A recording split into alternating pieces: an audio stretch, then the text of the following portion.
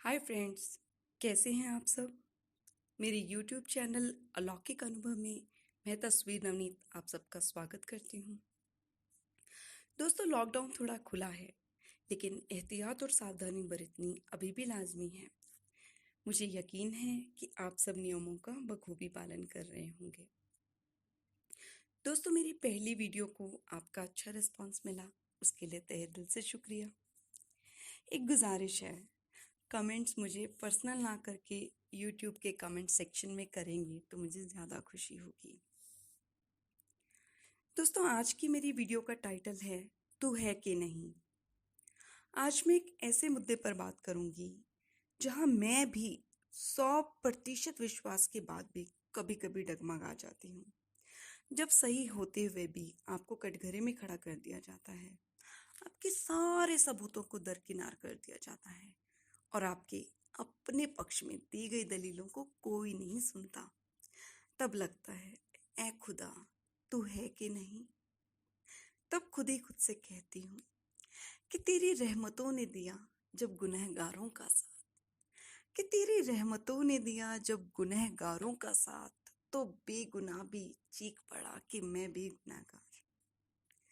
जब हमें पता होता है कि हम गलत नहीं हैं, मगर फिर भी गलत साबित हो जाते हैं, उसमें भी कहीं ना कहीं हमारा ही हित छिपा होता है।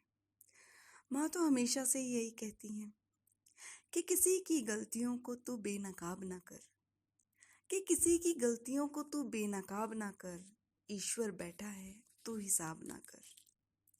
बचपन से शायद कुछ परवरिश ही ऐसी मिली कि कोई भी कैसी भी समस्या हो, घर के मंदिर के सामने खड़े होकर प्रार्थना करो और मुश्किल गायब। मैं जिस धर्म से ताल्लुक़ रखती हूँ, उस धर्म की सबसे अच्छी बात मुझे यही लगती है कि वो धर्म व्यक्ति पूजा का विरोध करता है। किसी व्यक्ति विशेष की कोई मान्यता नहीं है मेरे धर्म में, और शायद यही वजह रही कि कभी लगा ही नहीं बड़ी से बड़ी समस्या के जीवन में आने पर भी कि किसी बाबा के जादुई तिलिस्म की आजमाइश की ज़रूरत तक महसूस ना हुई। और यही वजह रही कि शायद किसी ढोंगी या पाखंडी बाबाओं की जालसाजी से मैं खुद को हमेशा बचा पाई। बचपन में जब माँ के साथ इबादत घर जाती, तो जो चाह होती वो आंखें बंद करके हाथ जोड़कर मांगती।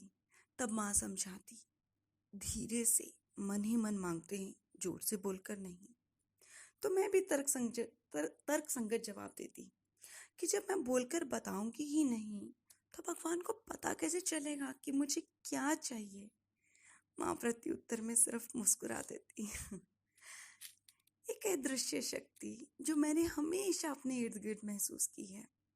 स्थिति परिस्थिति कभी कभी ऐसी आ जाती है कि उससे बाहर निकल पाने का कोई भी रास्ता समझ ही नहीं आता।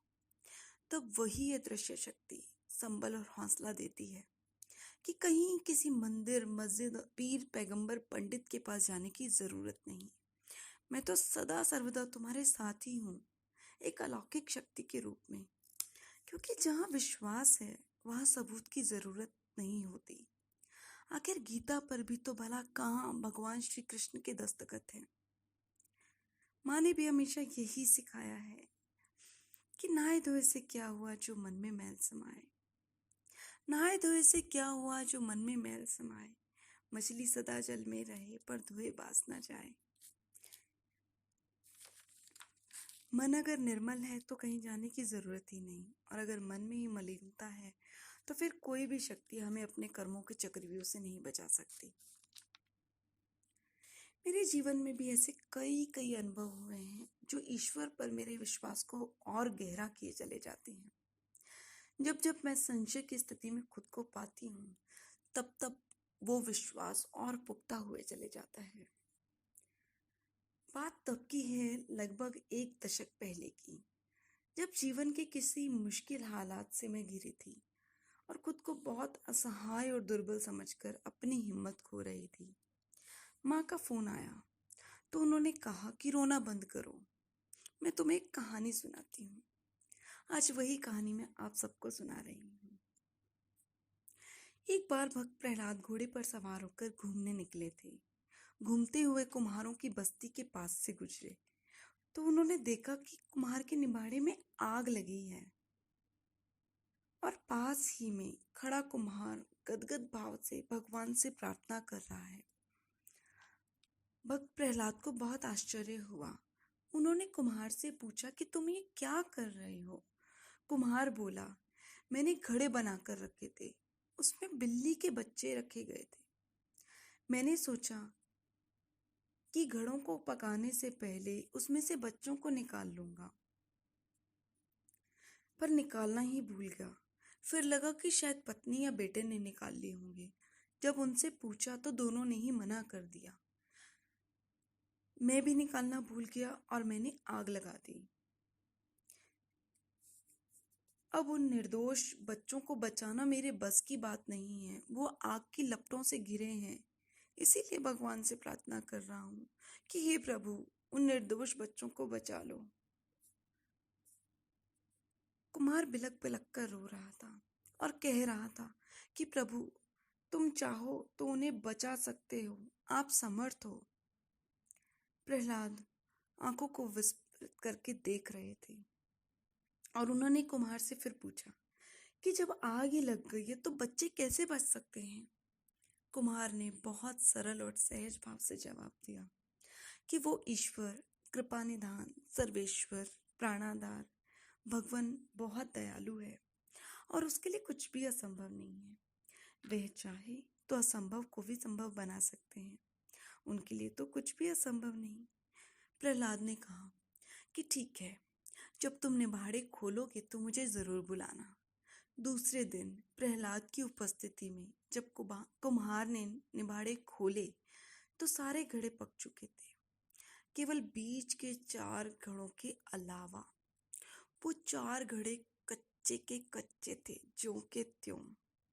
आग की लपटों के बीच से बिल्ली के बच्चे म्याऊं म्याऊं करते हुए बाहर आ गए। कुम्हार भरे हृदय से ईश्वर का शुक्रिया अदा कर रहा था। यह देख प्रहलाद को बहुत आश्चर्य हुआ और उन्होंने सोचा कि जो भगवान निबाड़े की आग में से बिल्ली के बच्चों की रक्षा कर सकते हैं, तो वह सर्वसमर्थ हमें कैसे निर्बल और असहाय छोड़ सकता है। उनकी सोई हुई भक्ति जागृत हुई। माँ की कहानी सुनकर गला भर आया, आंखें छलछला गई और हाथ खुद ब खुद जुड़ गए। एक डावाडोल विश्वास को एक सधे हुए नाविक की तरह मैंने संभाला कि समंदर के उछाल तरंगे जो आज मेरी छोटी सी नाव को बार बार दिशाहीन कर रही हैं, जरूर एक दिन समंदर पार करवा देंगी। मेरा भी विश्वास सुदृढ़ हुआ। तो दोस्तों, ये था आज का मेरा अलौकिक अनुभव, जो जीवन की विपरीत परिस्थितियों में मुझे डगमगाने से रोक लेता है और मैं अपने ही भीतर और बाहर के टकराव से खुद को बचा जाती हूँ। एक छोटा सा प्रयास किया है अपनी बात को आप तक पहुंचाने का,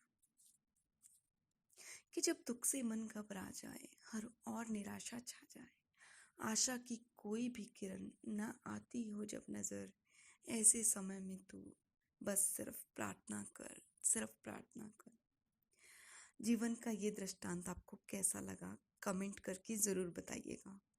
अलौकिक अनुभव में मैं तस्वीर नवनीत आपको एक और नए अनुभव से जल्दी रूबरू करवाऊंगी। चैनल को लाइक, शेयर और सब्सक्राइब करना ना भूलिएगा। तो दीजिए इजाजत। शुक्रिया, नवाजिश, आभार।